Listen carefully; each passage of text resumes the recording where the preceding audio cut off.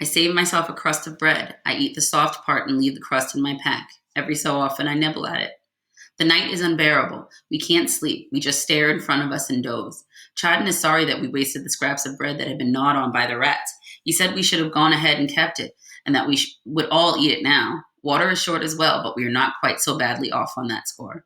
Towards morning, while it is still dark, there is a sudden commotion. A mob of fleeting rats storms into the dugout and they run up the walls.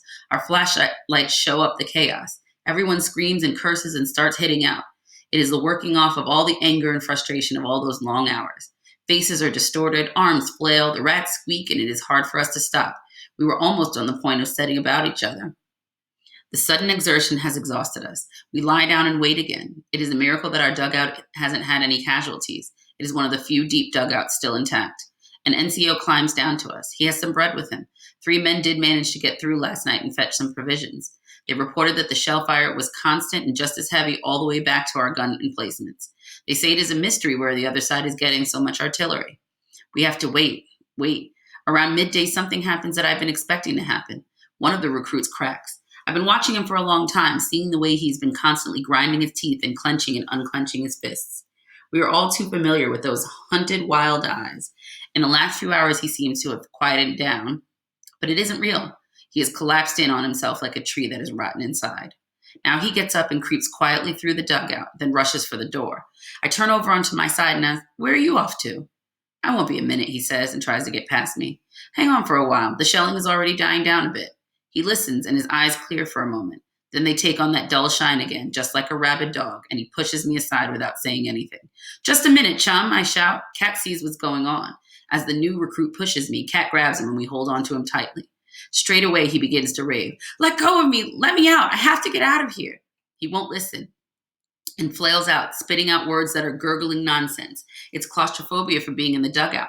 He feels that he is suffocating and has one basic urge to get outside. If we'd let him, he'd run off somewhere and not take cover. He isn't the first. Because he's raging and his eyes are rolling, there is nothing for it but to hit him so that he comes to himself. We do so quickly and without mercy and manage to get him sitting quietly again for the time being.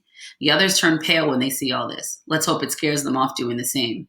This concentrated artillery fire is too much for the poor lads. They've come straight from the recruiting depot into a bombardment that would give gray hairs even to one of the old hands. The stifling air in the dugout gets on our nerves even more after this incident. It's as if we're sitting in our own grave just waiting for someone to bury us. Suddenly, there is a terrible noise and a flash of light, and every joint in the dugout creaks under the impact of a direct hit. Luckily, not a heavy one, and one that the concrete blocks could withstand. There is a fearsome metallic rattling. The walls shake. Rifles, steel helmets, earth, mud, and dust fly around. Sulfurous fumes penetrate the walls. If we had been in one of the light shelters that they're building these days, instead of our solid dugout, we'd all be dead by now. But even so, the effect it has is bad enough.